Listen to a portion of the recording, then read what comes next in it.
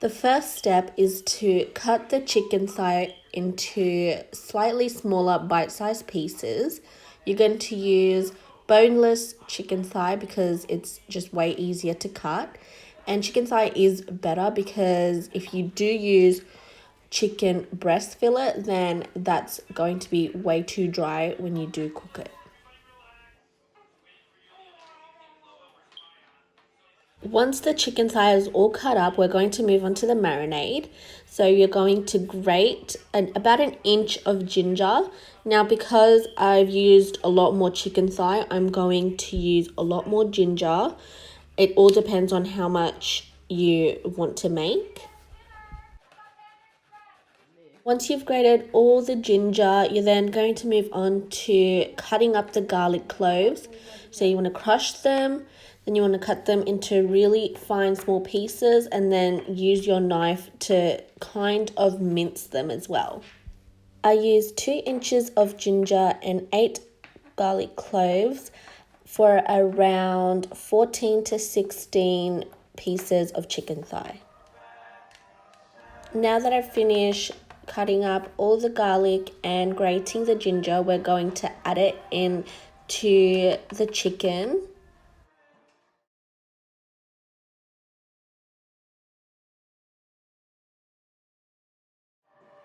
Next, we're going to season the chicken with salt and pepper. Now, I don't have the measurements for the salt and pepper. It's all according to your taste.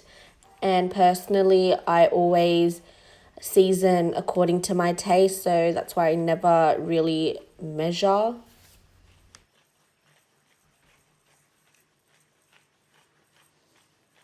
Now this step is optional, but I bought this chili spice grinder from Aldi for around $5, and I honestly just use it to season everything that I cook these days. So again, the measurements are just according to taste. You can use normal soy sauce, but I like to use sweet soy sauce for this step. Now what we're going to do is we're going to pour it over the chicken, and you want to pour enough so that the marinade will be nice and even.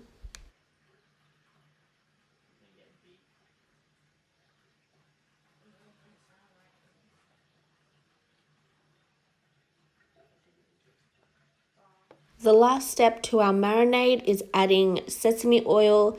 I don't have measurements for the sesame oil, so you just add it according to your taste, but as you can see in the video, that's how much I like to add.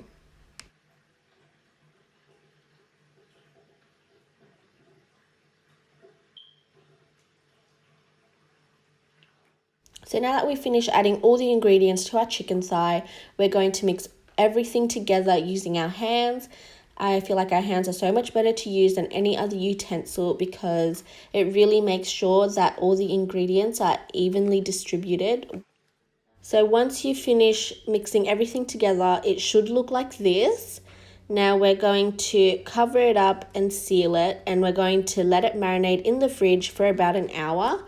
But for tastier results, you can leave it in the fridge overnight and the marinade will be so much better.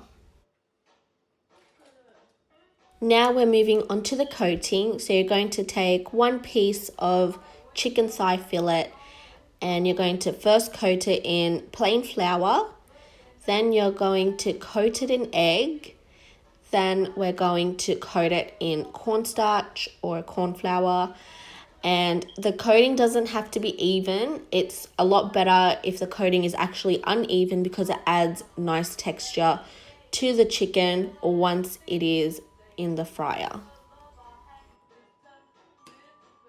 So you want to repeat these steps until you decide that's enough, and you don't have to use every single chicken thigh piece because like I said, you can leave it overnight to marinate, so it'll be a lot tastier.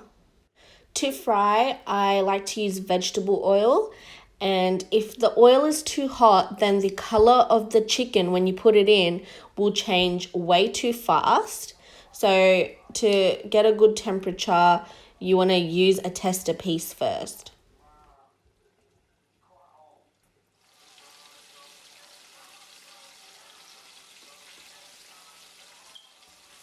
So generally we cook the chicken for about 3 to 5 minutes until the coating turns nice and golden, and you want to continuously toss the chicken so that you make sure that it is evenly cooked. So after about 5 minutes, this is what the chicken should look like. It is quite golden. It's not too overcooked. The oil was at the right temperature.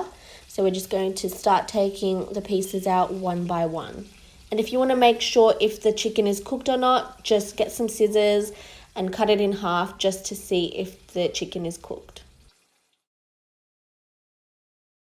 To serve, I like to have it with rice, cut up some cucumber, and also some Japanese mayonnaise. I hope you all found this recipe easy to follow. It's actually very easy and simple to make, so I hope you guys enjoy.